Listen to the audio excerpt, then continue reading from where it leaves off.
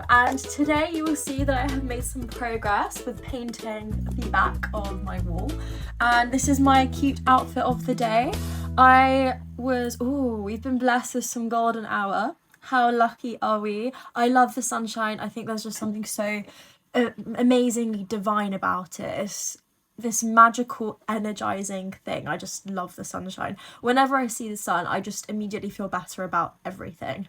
So yes, let's get into today's video, which I thought about what I wanted to talk about, and today I truly resonated with things that I've learned about love, beauty, and becoming, and some of the stuff that people don't normally talk about.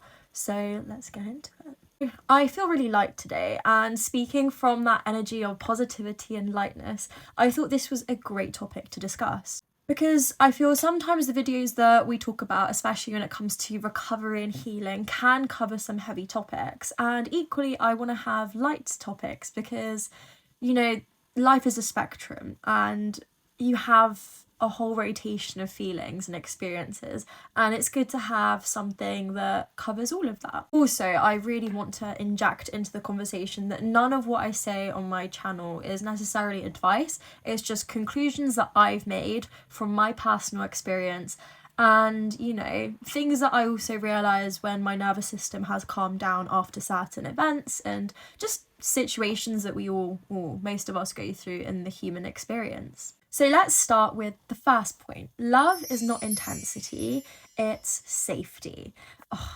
I'm in love with this golden hour. I feel like a flower and I'm like,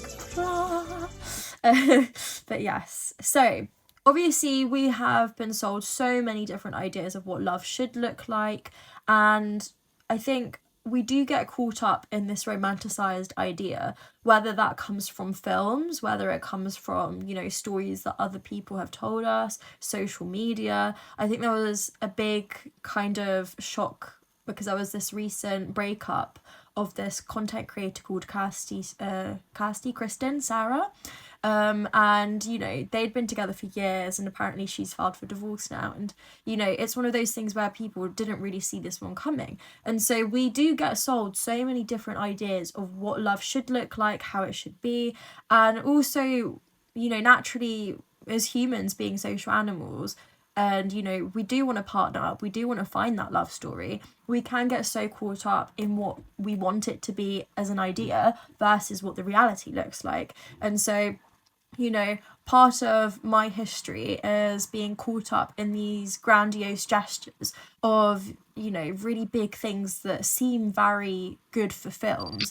My ex drove up 3 hours, dropped off a little notebook of like thoughtful things that he had about me, sweet compliments, sweet words, little tokens, along with some flowers and a little box of chocolates, and then drove 3 hours down again without even seeing me in person. And it just seemed like those sweet moments that you see in films and you're like, oh, this is amazing. So equally, I was watching Emily in Paris, and she had this moment, I don't even remember which season this was, when someone gave her romantically macaroons and flowers, and I just said to him, I was like, oh, you see, why don't guys do this? And then he turns around, quietly disappears, comes back with macaroons and flowers, and it was just the sweetest thing. But I was looking at that, forgetting the fact that actually I was being abused in the background. And, we get so lost in these pink tinted goggles that we forget that love is not this intensity, it's actually safety. And I realised afterwards, with the guy that I did fall in love with post-abuse, that what I really loved about him was the fact that I was safe, and I felt safe talking to him. I didn't feel judged, and it was strange because we never actually got together. We never actually had anything that, he never really earned the love that we got. It was a very natural, organic thing. And there wasn't these big storybook gestures. We never actually got together in the end. But what helped me fall in love was realizing that this was genuine love. There wasn't these crazy gestures that were distracting, and it felt passionate and intense. It was very much a case of we got to know each other on very vulnerable levels that just came from natural friendship and conversation, and we were essentially able to build this really good foundation. And from that was I able to be like, I genuinely feel safe with this individual. I feel like I could trust them with my life. And on top of that, I could hand on heart say that if I married this guy and if I had to trust him with my kids, if I had to trust him with me, should I get into an accident or something, I would more or less feel comfortable with that. And, you know, I think it's a scary thing in itself to turn around and be like, can I trust someone so much? And when you can more or less be like, you know, especially after abuse, especially after you've gone through something where your trust has been broken, to be in this safe space is a lot. And I think, you know, after multiple different experiences, whether that was from family, from friends, from my personal romantic history, and, you know, just witnessing life unfold, when you're able to feel safe with someone versus the intensity, that's when you know it's good. And at times that's going to feel boring and dull. And, you know, I was telling my friends about the guy that I did end up falling in love with, and they were like, seems a bit boring though. And I was like, but I like that. I like the fact that I can trust him and I know that he's stable. Little baby in the background. That I know that he's stable, and for the first time in my life I feel like I can tell him anything, can tell someone anything, and it's going to be okay. And, you know, it didn't work out in the end for us, because at the end of the day, how we know each other is through my ex. So, and they were friends, so ultimately that kind of ended up being an issue. But it was a really good eye-opener to the fact that I now have experienced loving someone where it is safe. And they don't tell you that in school, and it's not something that people talk about often, but it's being more spoken about now. There's accounts like Gillian Turetsky. She covers amazing topics, including, you know, we should normalize being single, we should really focus on our mental health, we need to focus on feeling safe versus intense. And that at times will mean that relationships feel a bit quiet and not as exciting because your nervous system isn't being tested, and that is actually a good thing. I would say with the kind of movie style moments of romantic gestures that I experienced before, that was more trauma bonding, because trauma bonding mimics attachment through dopamine and cortisol, not oxytocin. So when I talk about these grand gestures that I experienced before, where literally girls were like, oh my gosh, that's so sweet, it was actually trauma bonding and, you know, chemistry in action, pretending to act like oxytocin, when it was literally just actually my nervous system almost being addicted to something like drugs, because you sort of go on this up, down, up, down. We've discussed that before, but at the same time, I think it's worth mentioning, even in a positive way, because, you know, education is good and, you know, being aware is also important. But what leads into the positive side is that when you do experience secure love associated with oxytocin and the parasympathetic nervous system, you have a slower heart rate, there's clarity, and you can actually exist with ease. Key thing I realized that's so important is that when your body feels calmer, your mind has the space to actually think and realize what's going on. And in the space of especially romantic personal relationships, your judgment can be so clouded with hormones, with cortisol, with just history as well, because I don't think people realize how attachment and how trauma history can actually impact the way that you think. Oh my goodness, guys, I've just realized I need to go get my munchkins from school. I will talk about this afterwards when I'm back. I'm back now. I have everyone fed and into bed, bedtime stories all read, and, you know, cozied up for bedtime. So now I can go back to this. And just to wrap up the first point that I was making, essentially it's just love is not intensity and it feels like safety. For me, having that experience with the individual that I briefly talked about, it obviously wasn't this full-blown relationship, but what I did feel for the first time was the fact that I can love someone and all their flaws and everything about them and know that me coming as who I am will be safe and it's not going to be judged and it's not going to be weaponized against me. And to experience that for the first time after all that I've known is chaos and intensity, it was a life-changing kind of pivotal moment, because at that point you realise that love can be safe and it's something that should be not necessarily intense or passionate in the wrong ways, but you can have it in the beautiful ways. But it most certainly should feel safe and not confusing. Beauty is coherence, not perfection. So I really wanted to mention this because we, as a society, especially upon girls, but guys too, get sold this image of how we should be, what perfection does look like, when in actual fact, I think real beauty is when you feel aligned with yourself. And, you know, people are drawn to those who are internally aligned, not those who look perfect. Naturally, obviously, we want to be attractive, we want to look and feel good for ourselves. And I've spoken in different videos about why it's important that you feel good about how you look, because that does change how you present. But not to mention the science and psychology behind this, that, you know, humans subconsciously read microtensions in posture, in your face, in your voice. So I'm talking as I am now because I'm calm, collected. But if I was really nervous and I wasn't sure of myself, I could be sounding like this. And that would dramatically change the conversation tone that we're currently having. So it is actually really important.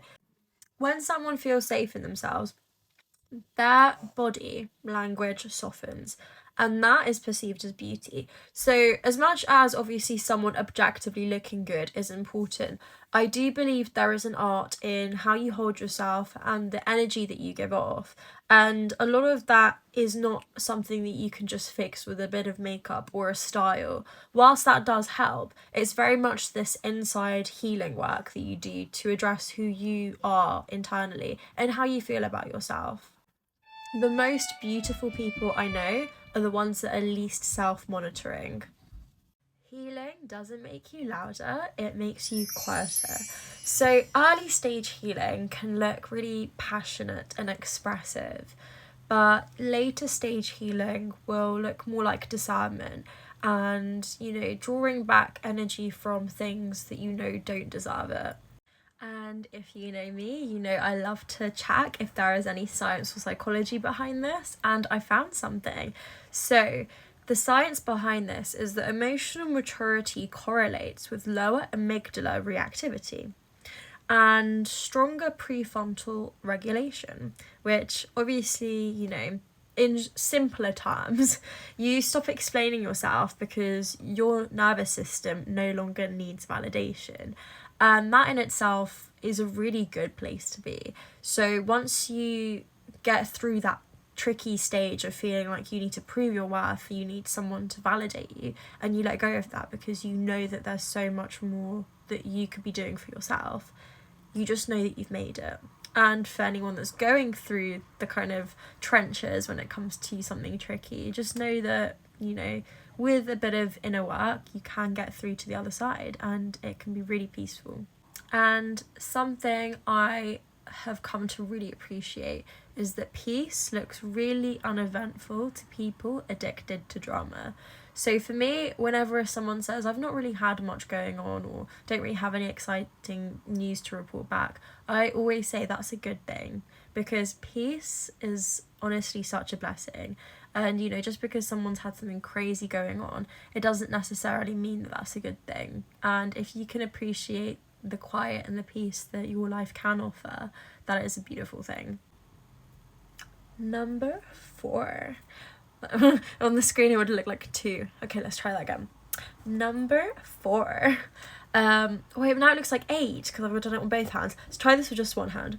3, 2, 1. Number 4. Now I forgot what to say. Confidence is not about convincing other people, it's about settling and feeling settled with yourself. Now, let me delve a bit deeper into that because the wording may be a little bit confusing. So, the psychological insight, I had to write a little note down just to help me make sure I've got this right. Real confidence doesn't persuade, posture, or perform. It's the absence of internal debate or trying to prove yourself to someone else. So, the psychological insight is that people trust those who are predictable and regulated, not impressive.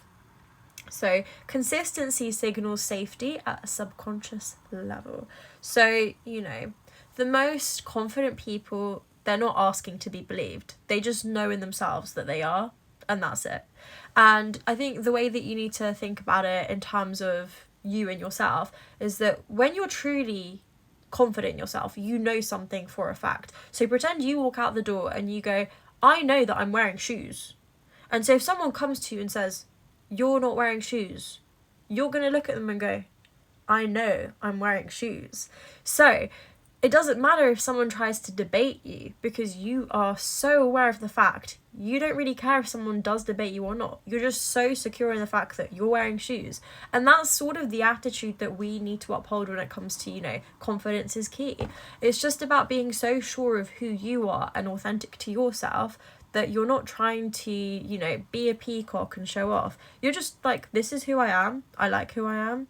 And I don't need anyone to tell me who I am because I know it myself. And that's just it. So when I say confidence is not about convincing, it's about settledness, that's what I mean. You're just settled in the secure fact of who you are, and you don't need to convince anybody else.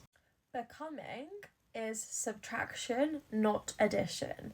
Now, let me cook with this one because it doesn't really make sense without the added context. But what I mean by this is that becoming yourself is not by adding traits, it's by removing what never belonged to you. Neuroscience time! So, the identity clarity reduces cognitive load, therefore fewer internal contradictions, less mental fatigue. So, you know, essentially, the simpler self-concept equals more energy and more presence.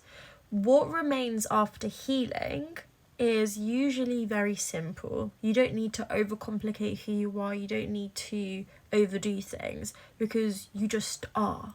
And I don't know if that makes sense to anyone, but if it does, then great. And if it doesn't, then I guess you don't need to know about it. Maybe. But essentially, I think it's a nice way to look at life because we do get so caught up in needing to have X many hobbies, X many traits. And the reality is that you just need to be you and remove everything that's not you. And, you know, if you want to go out and find things that feel like you, great. But everything that doesn't belong to you, you don't need to carry. Especially when it comes to like trauma and labels that other people gave to you that never were you. I have been joined by my youngest little munchkin, so now we've got a bit of background music. I don't particularly have any specific closing reflection I want to finish this video on, apart from the fact that, you know, I don't think we're meant to be chasing our becoming. I think life happens and the process of becoming naturally occurs within it. If you have dreams and you want something to happen and you want life to happen, you need to go after your dream. You need to chase it. You need to chase happiness. Like, people often hold back the important things they want to say. And I looked at this interesting post the other day about nurses telling people what people's biggest regrets were when it came to the day or the day before they died. And there was so much about not choosing the life they wanted to live, not chasing happiness, leaving too much unsaid. So when it comes to all of those things, 100% chase your happiness, 100% chase your dreams. But when it comes to who you are, when it comes to, you know, beauty and especially standards from society, you don't need to chase those. What you need to do is figure out who you are within.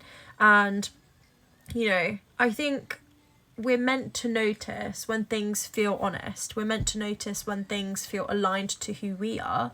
But, you know, we're not supposed to go for what everyone else wants to do and is doing. We're supposed to choose what is good for us and do that. And at least to me, that's what growing up felt like to me. So yeah.